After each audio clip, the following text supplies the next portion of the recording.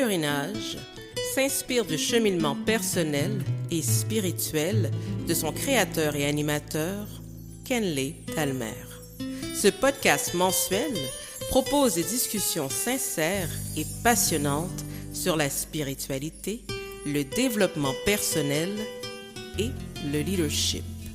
Dans une ambiance intime et décontractée, Kenley Talmer donne la parole à des invités inspirants afin qu'ils partagent une parcelle de leur histoire, leur vécu, leurs expériences, les chemins empruntés, les leçons qu'ils en ont tirées.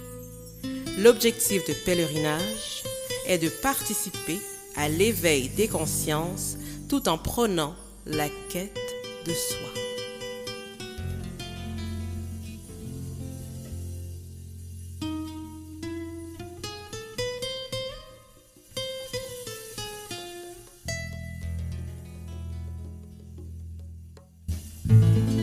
Bienvenue à tous dans un nouvel épisode du podcast Pèlerinage, ce podcast où les chemins de l'âme se croisent, se révèlent et s'éclairent. Aujourd'hui, nous avons l'honneur de recevoir un invité dont la quête de la lumière spirituelle traverse les âges et les traditions. Un homme qui a consacré sa vie à l'exploration des plus grands mystères ésotériques, c'est M. François Grasset. Depuis son enfance, François est captivé par les mythes et les légendes, mais c'est dans l'adolescence que son éveil spirituel prend une dimension bien plus profonde. Et très vite, il plonge dans l'occulte et la haute magie, en explorant à la fois les mystères gréco-égyptiens, judéo-chrétiens et les traditions spirituelles négro-africaines. Mais François n'a jamais cherché la lumière pour lui seul. À travers son parcours initiatique, il a su construire un pont entre ses connaissances anciennes et une voie de réintégration divine accessible à ceux qui cherchent à s'élever. Et c'est dans cette quête inébranlable qu'il fonde le centre Orakti, un sanctuaire pour ceux en quête de paix de l'âme et de réconciliation spirituelle.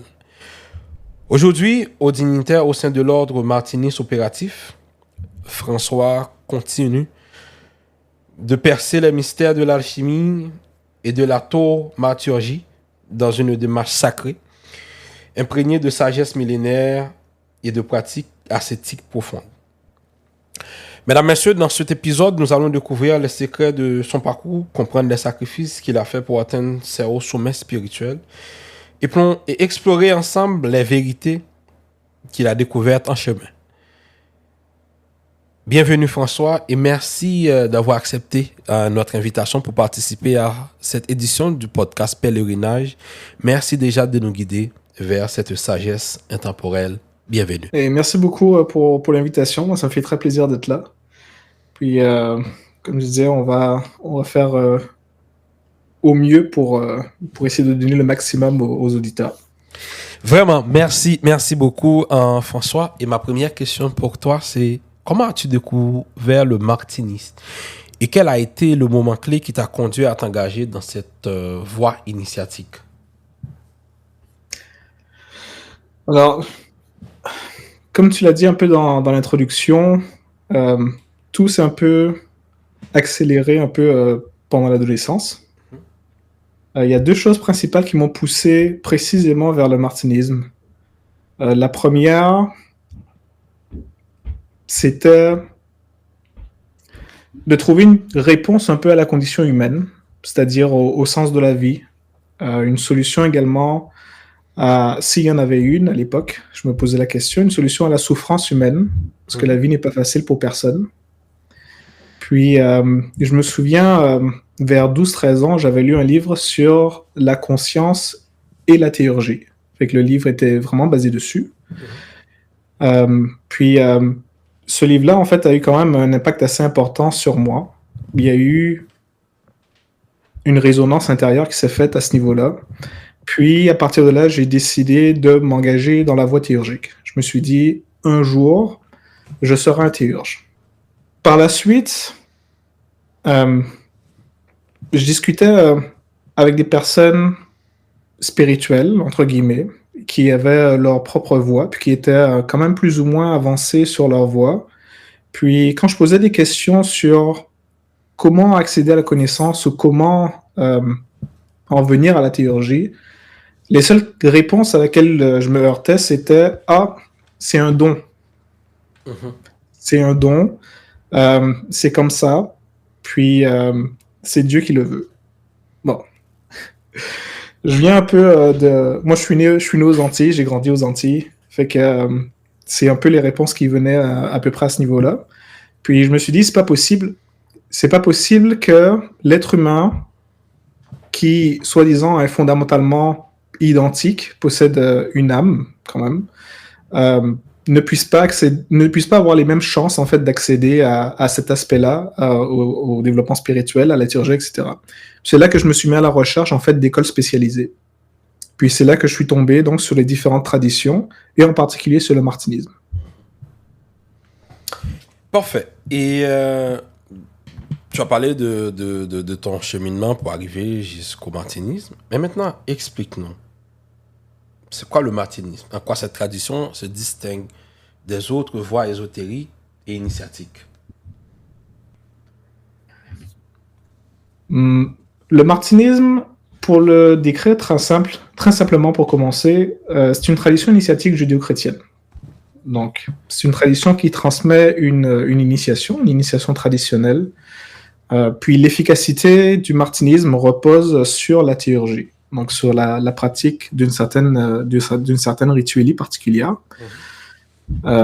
Ça prend une initiation traditionnelle qui permet la pratique théurgique.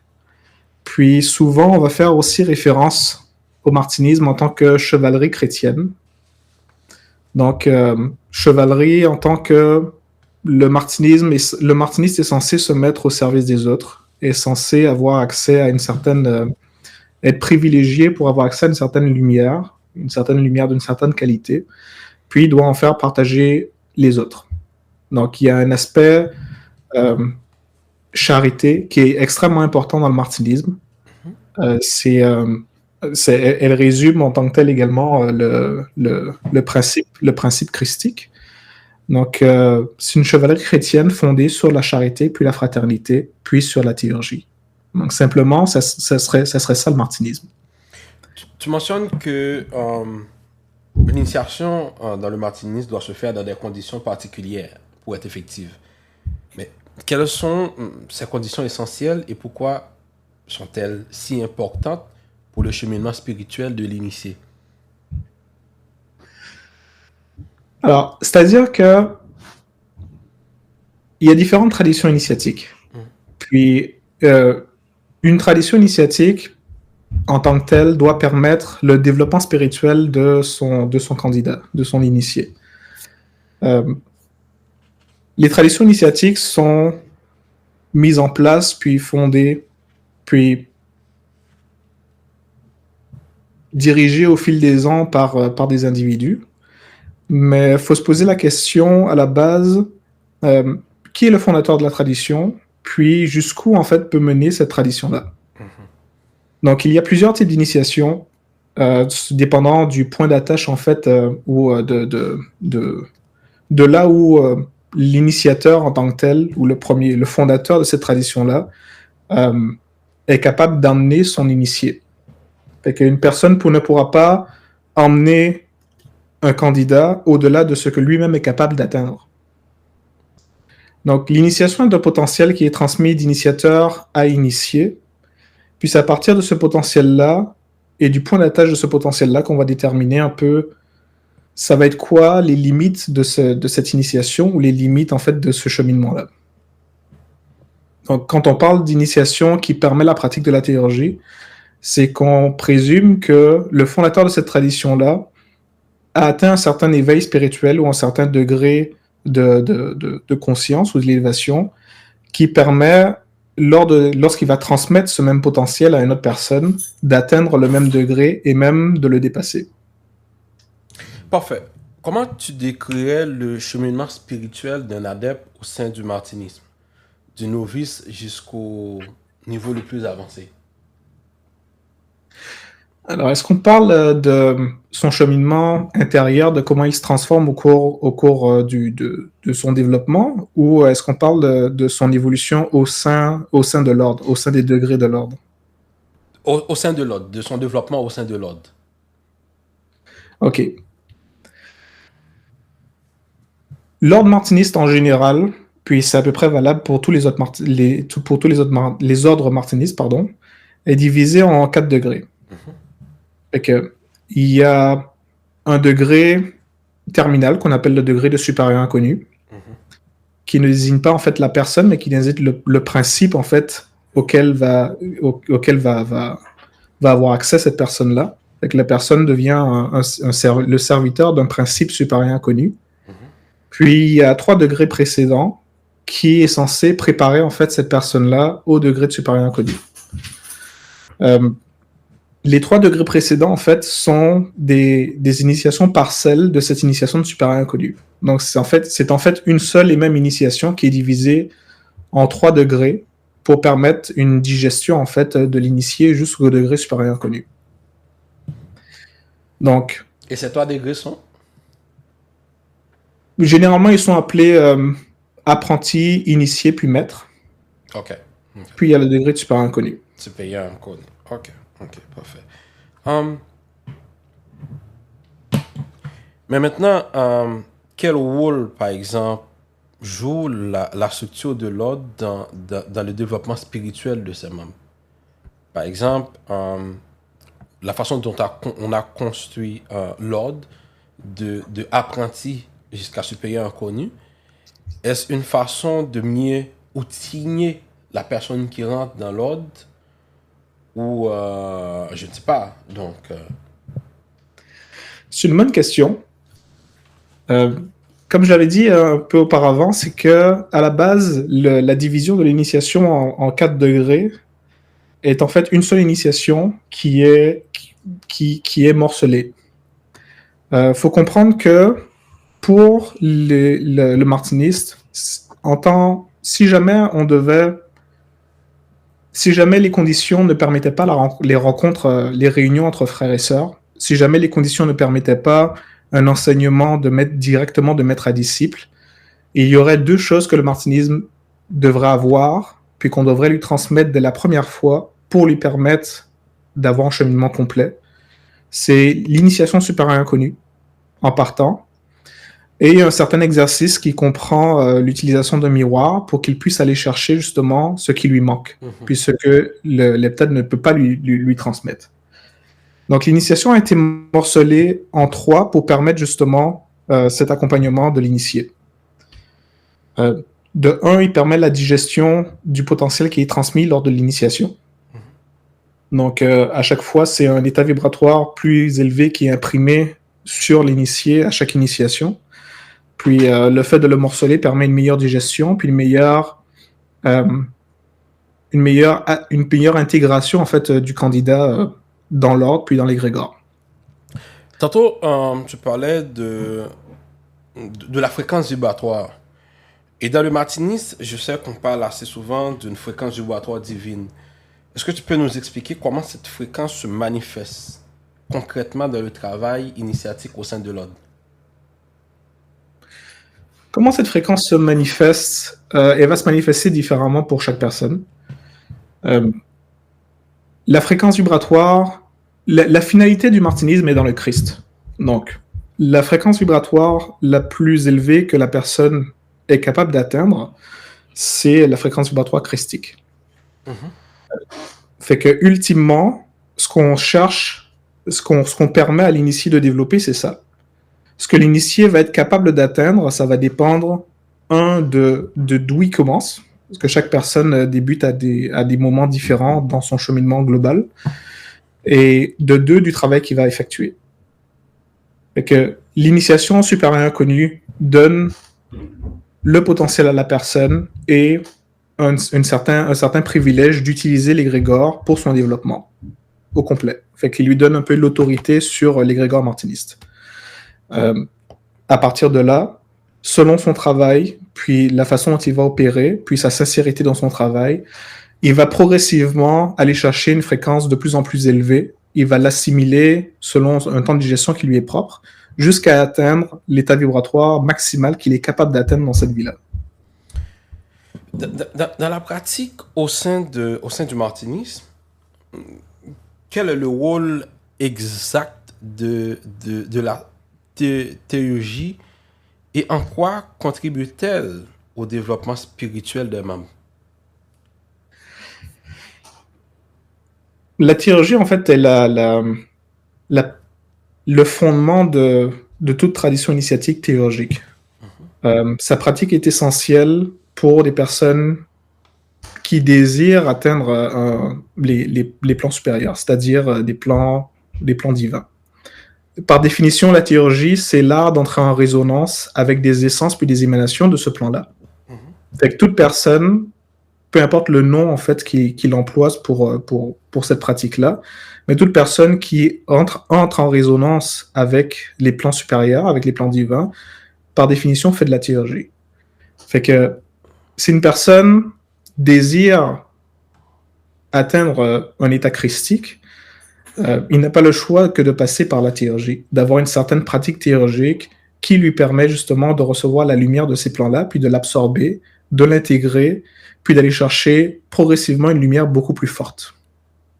Fait que le martinisme, tout le martinisme, puis le principe de développement, puis d'enseignement du martinisme est basé sur ce principe-là, sur le principe de théurgie, sur la lumière, sur la capacité à aller la chercher au cours des rituels, par l'initiation, par l'égrégore, et sur des outils particuliers qui permettent de l'absorber, puis de l'appliquer au quotidien. Et ça, je le trouve extrêmement intéressant. Par exemple, Martinez de Pasquali, en tant que thaumaturge et fondateur du martinisme, a enseigné l'importance des opérations théurgiques. Comment, par exemple, tu peux nous expliquer en quoi, par exemple, ces pratiques, selon Martinez, bien sûr, sont essentielles au processus de divination de l'être? La pratique théurgique est une prière. Il y a, au sein des ordres initiatiques, cette prière est codifiée d'une certaine façon, comporte des objets symboliques, comporte un certain décorum, comporte un certain protocole pour rendre la prière beaucoup plus effective. Et que tout le rituel qui va se dérouler pour atteindre la théurgie est un rituel magique, c'est-à-dire qu'elle met en application des forces au point de vue astral pour permettre une élévation de la conscience de l'individu pour atteindre les plans supérieurs, avec les plans divins. Donc pour entrer en relation avec les essences et les émanations du plan divin. Et que la pratique théurgique constitue l'apanage en fait de la personne qui souhaite se développer. La pratique théurgique est une échelle qui permet à la personne de gravir les échelons au fur et à mesure de sa propre pratique. Parce que chaque personne va être capable d'absorber une certaine quantité de lumière à chaque fois, dépendamment de son propre état vibratoire.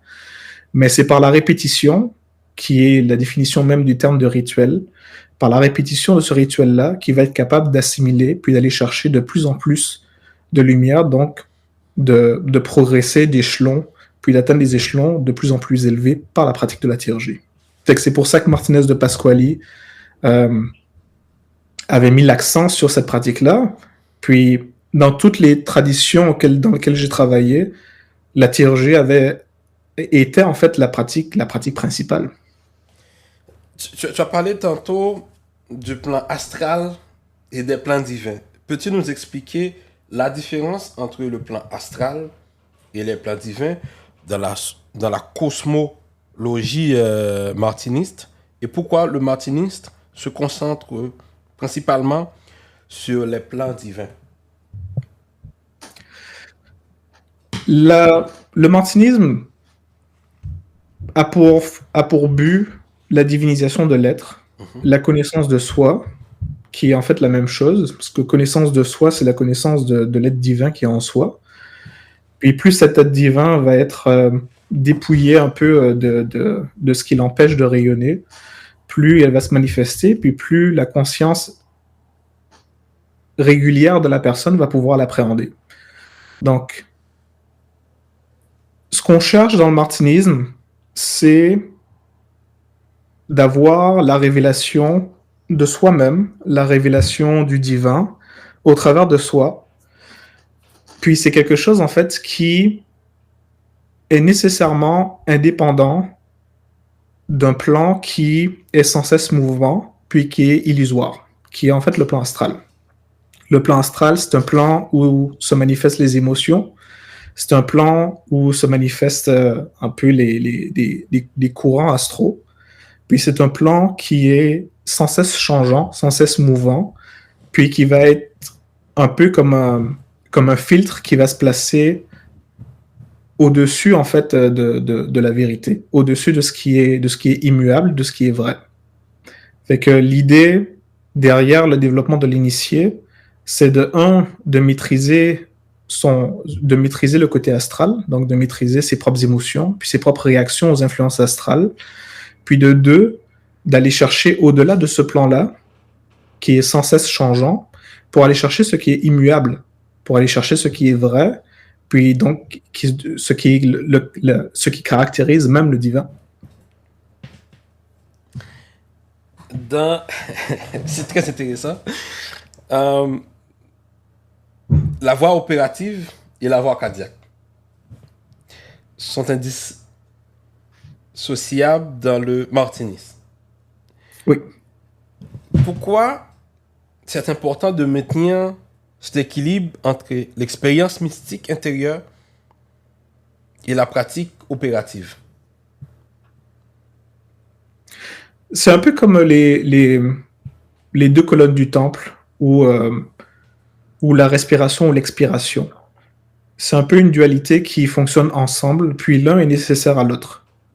La voie cardiaque, c'est une expérience intérieure. C'est ce qui va procurer à la personne, en fait, comment dire ça?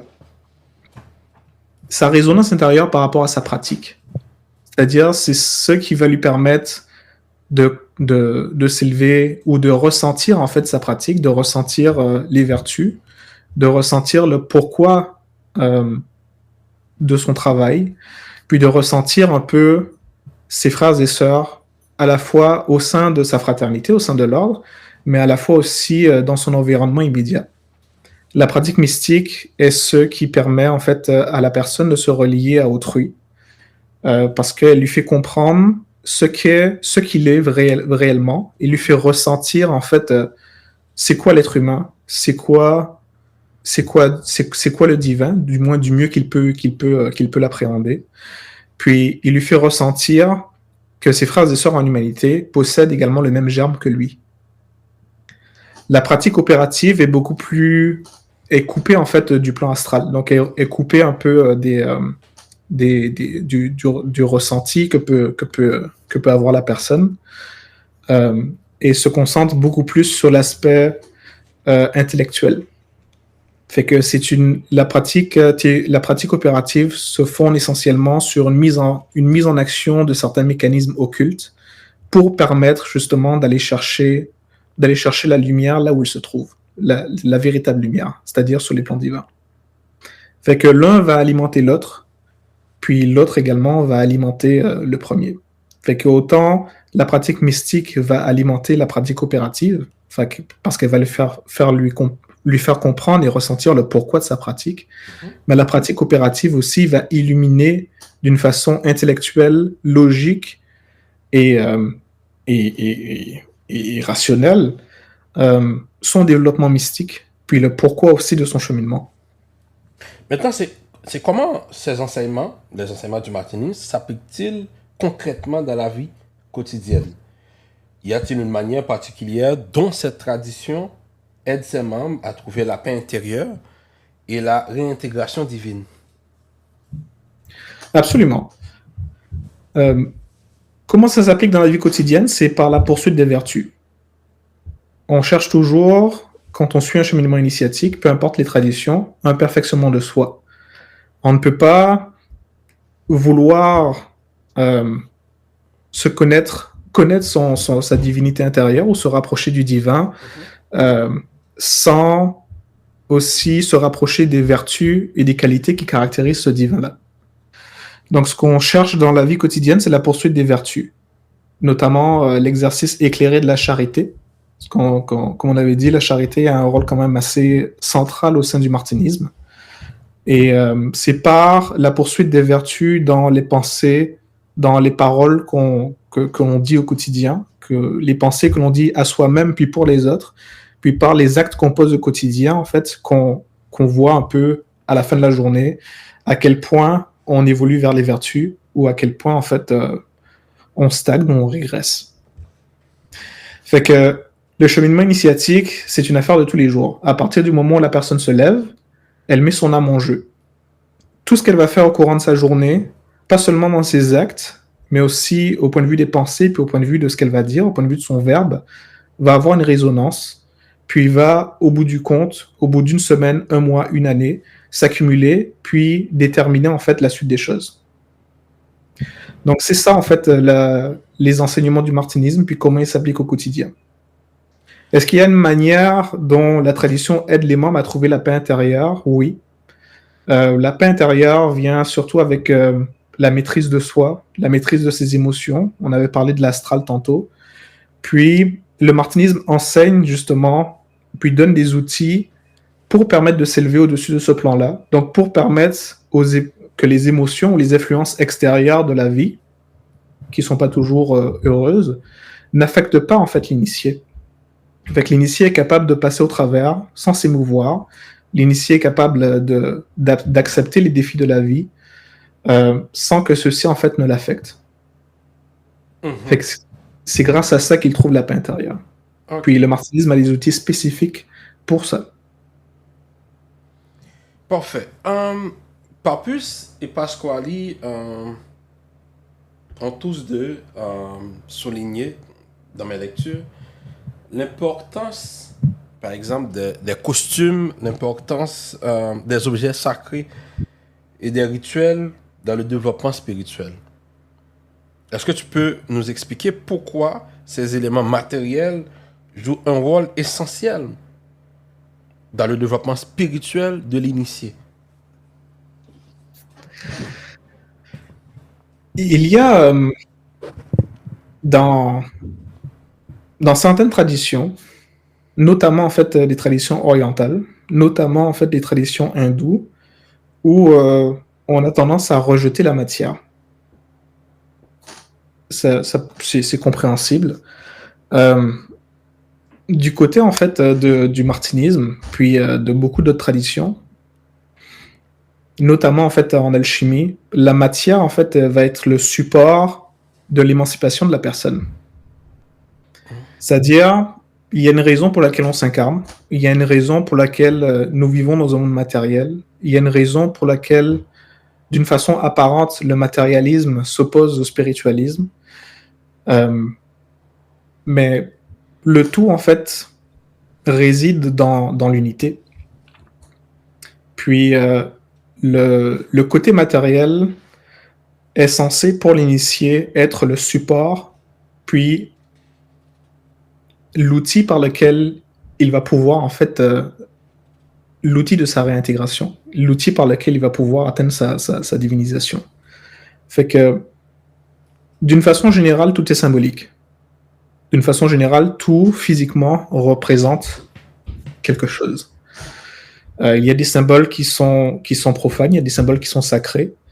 Puis, le costume, les symboles qu'on va avoir dans le temple, représentent des réalités invisibles sur lesquelles on va pouvoir s'appuyer pour émettre une résonance dans l'invisible et pour aller chercher la résonance que l'on veut, c'est-à-dire la résonance au point de vue des plans divins. Et quand j'avais parlé tantôt des outils que le martinisme donne pour la paix intérieure de l'initié, le costume en fait partie. Il y a un costume qui est propre au martinisme, puis il y a une façon d'utiliser ce costume, notamment avec le miroir, où le martinisme en fait s'approprie les propriétés magiques de ce costume-là. magique dans le sens où le costume va pouvoir à un moment produire des effets par lui-même, puis va pouvoir s'ancrer dans l'inconscient en fait de l'individu, puis agir à son insu. Fait que le costume est un peu l'armure du chevalier martiniste. Tu as fondé,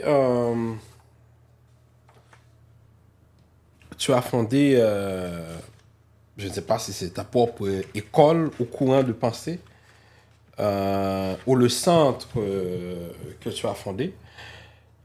C'était quoi l'objectif quand tu l'as fondé? Est-ce que tu avais vu le besoin de ça ou c'est juste que tu voulais juste partager? Les deux.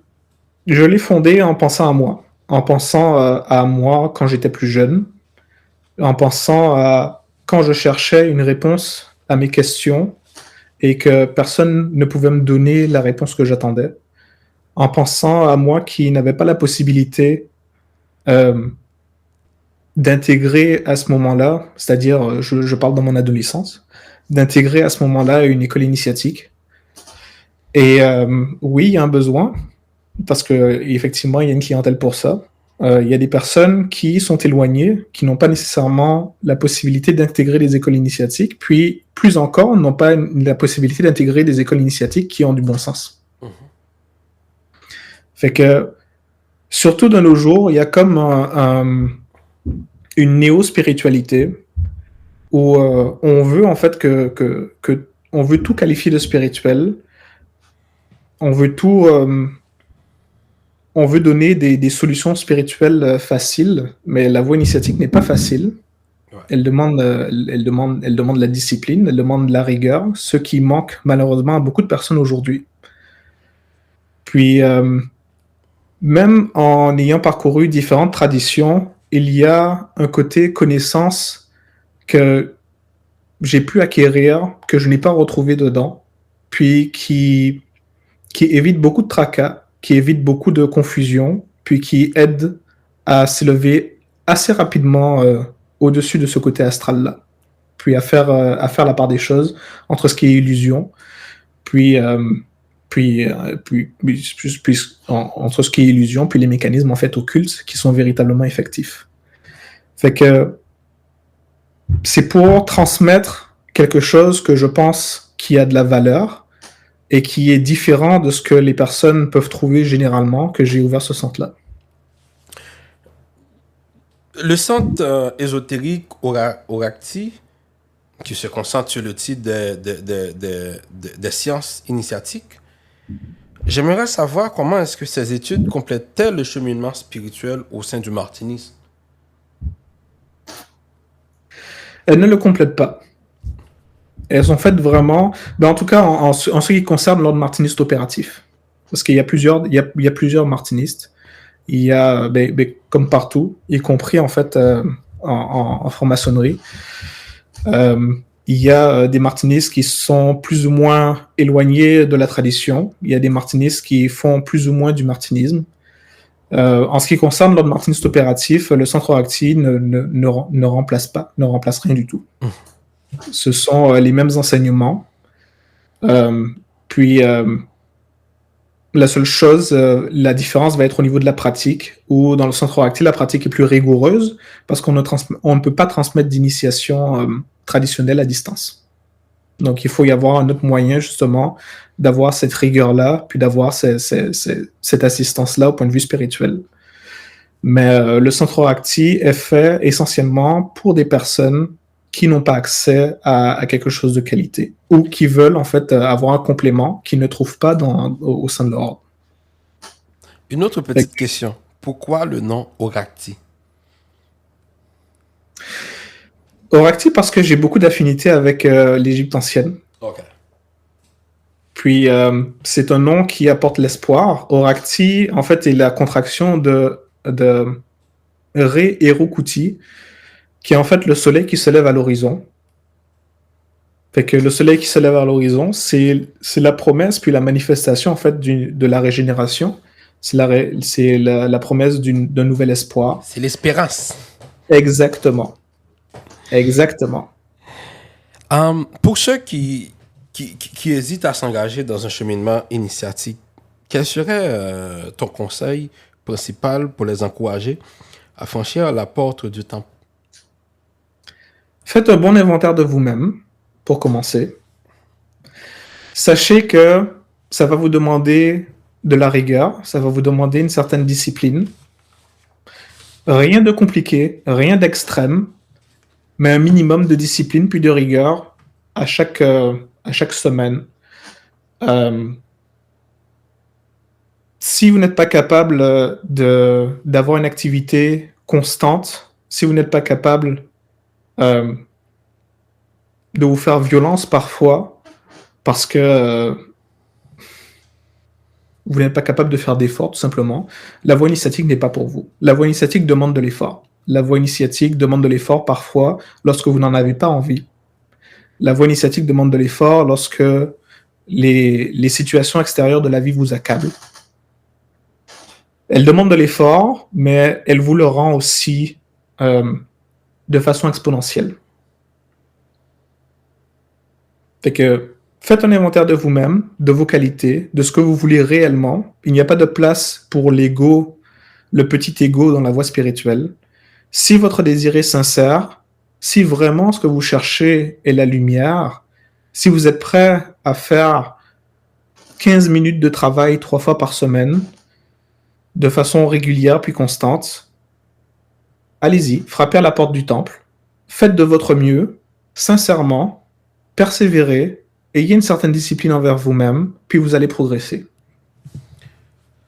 Tu as mentionné dans une de tes vidéos sur YouTube que tu as quitté d'autres traditions pour te consacrer pleinement au martinisme. Moi, j'aimerais savoir qu'est-ce qui, selon toi, rend cette tradition plus pure et peut-être plus directe que d'autres. C'est une très bonne question.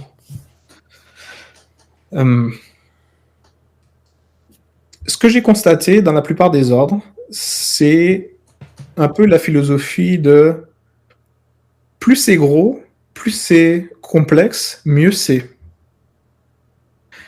Puis, le déclenchement s'est fait lorsque j'ai eu mon degré supérieur connu au martinisme. À ce moment-là, j'étais quand même assez avancé dans les autres traditions, puis je me suis rendu compte que je ne pouvais pas éparpiller mon énergie. Plus j'avançais dans les autres traditions, plus les pratiques étaient complexes, plus ça demandait du temps. Et au final, en fait, ça m'a permis, avec le degré supérieur inconnu, de faire une comparaison sur les bénéfices, puis sur les résonances en fait, que j'obtenais au travers des différentes pratiques. Puis je me suis dit, logiquement, que avec le travail que je fais au martinisme, qui est simple, beaucoup plus simple, j'arrive à avoir une résonance plus profonde, beaucoup plus spirituelle et beaucoup plus intense que dans ce que je fais dans les autres traditions. Fait que même si, au point de vue symbolique, au point de vue des frères et sœurs qui m'accompagnaient dans les autres traditions, c'était très encourageant, puis très, très excitant. Je pouvais pas tout faire. Ça me prenait énormément d'énergie, ça me prenait énormément de temps. Puis au niveau des gains, au point de vue spirituel, puis au point de vue de mes propres projets initiatiques, au point de vue du degré d'évolution que je m'étais fixé, puis que je me suis fixé pour cette vie-là, le jeu n'en valait pas la chandelle. Je me suis dit, je suis mieux de prendre ce temps-là, puis de prendre ces efforts-là, cette énergie-là, de le mettre dans le martinisme, puis là, je décuplerai de façon exponentielle, en fait, mon développement puis mes gains. Tu es aujourd'hui un haut dignitaire dans l'ordre martiniste opératif. Est-ce que tu peux nous dire, est-ce que tu peux nous parler un peu de ton parcours au sein de l'ordre, des défis que tu as rencontrés et des révélations que tu as eues? Oui, jusqu'à un certain point, absolument. Je dirais, au point de vue des défis, les défis étaient plutôt en ce qui concerne la vie mondaine, le monde profane, notamment au niveau de la vie sociale. Alors, je mettrai un bémol dessus, parce que les objectifs de chacun sont différents lorsqu'ils abordent une voie initiatique. Moi, personnellement, je voulais atteindre un certain état d'éveil avant un certain âge, puis j'avais des objectifs quand même assez précis pour ma vie. Donc, j'ai décidé vraiment, très jeune, de consacrer ma vie en fait au travail initiatique, puis à la théurgie, puis aux travaux en fait, aux travaux spirituels, l'alchimie, etc. Donc, le défi était principalement point de vue social. Ça a demandé pas mal de sacrifices. Quand mes amis voulaient sortir, quoi que ce soit, de nombreuses fois, en fait, je suis resté à la maison à étudier. Pendant un moment, j'ai mis de côté aussi tout ce qui était vie sentimentale, parce que ça prenait énormément de temps, puis de moyens, de ressources. Puis pendant un instant, je me suis vraiment concentré uniquement sur l'étude, puis la pratique de la théurgie.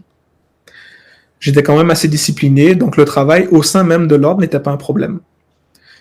En ce qui concerne les expériences, les révélations, encore une fois, moi, ça me ramène au degré supérieur inconnu, où là, il y a vraiment eu un changement, en fait.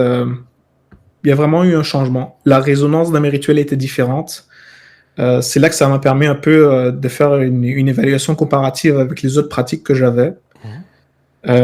Au fur et à mesure, après quelques années en tant que supérieur inconnu, tranquillement, il y a certaines facultés qui ont émergé.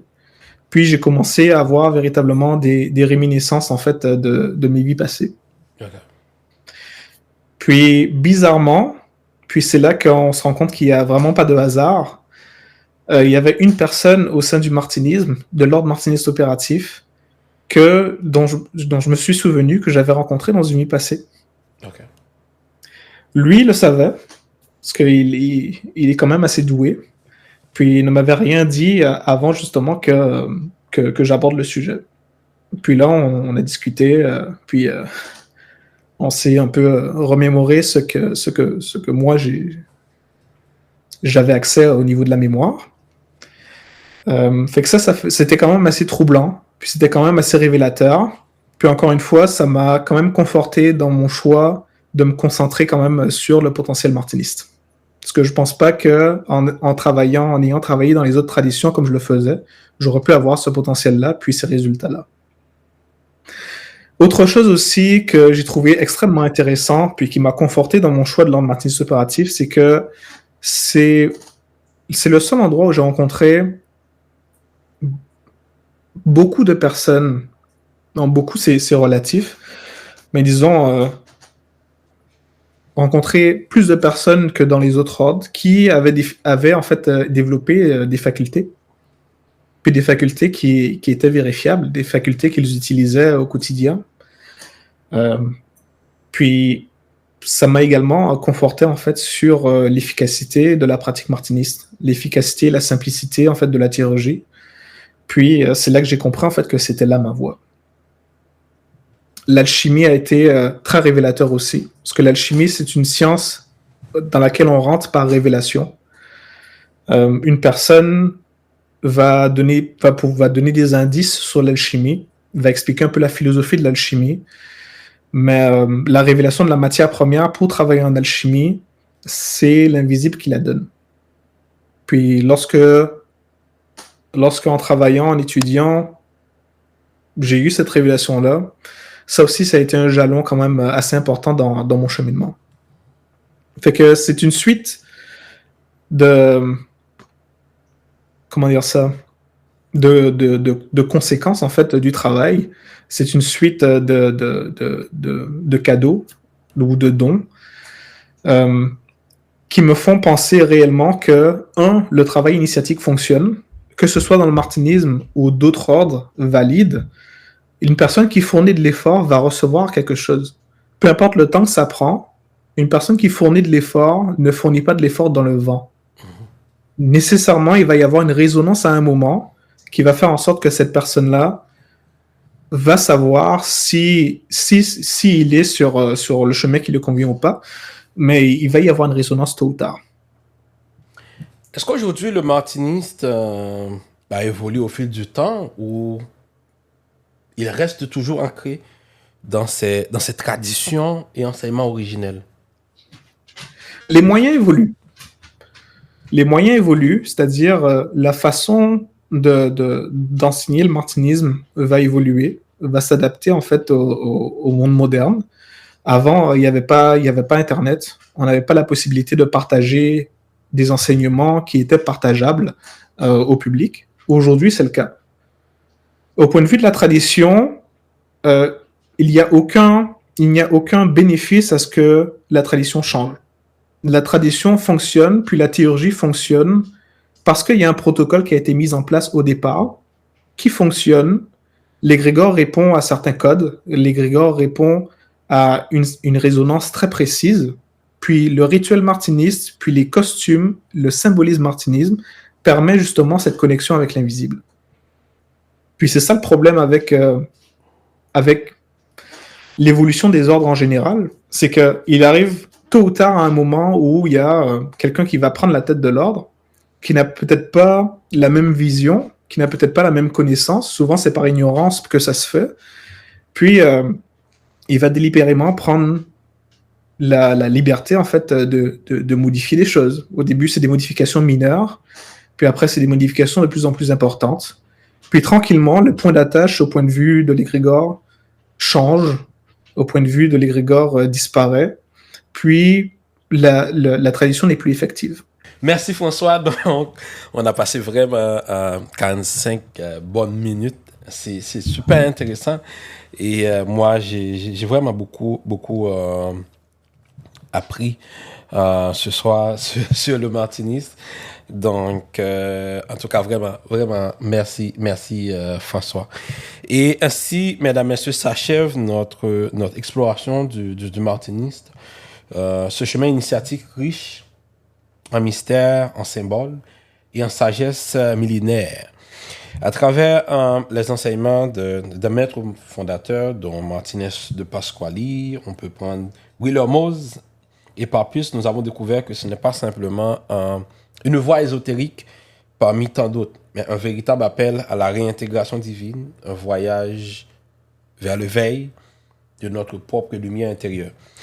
Le martiniste nous enseigne qu'au-delà des rituels et des symboles, il y a une quête ultime, celle de l'élévation vibratoire, du contact avec le divin et de l'accomplissement de l'état christique en chacun de nous. Une voie qui exige discipline, persévérance, humilité, rigueur et une profonde écoute de l'âme. François, merci pour cette immersion dans un univers où la théologie, la haute magie et la voie cardiaque s'unissent pour guider les initiés vers une transformation intérieure profonde. Tes éclairages sur la structure initiatique, la puissance des rituels et l'héritage spirituel des grands maîtres sont un véritable source d'inspiration pour tous ceux qui, à leur tour, cherchent à franchir les portes du temps. Et à vous, mesdames, messieurs, chers auditeurs, auditrices, que cette conversation puisse vous inspirer à explorer avant votre propre cheminement spirituel et à vous interroger sur les trésors cachés qui sommeillent en vous. Chaque étape de la vie est une invitation à la découverte de soi. Et comme l'enseigne le martiniste, la lumière divine est toujours prête à briller pour ceux qui la cherchent réellement. Encore une fois, merci mesdames, messieurs. Et merci François de nous avoir gratifié de cette belle conversation. Merci à toi de m'avoir invité, vraiment. Merci.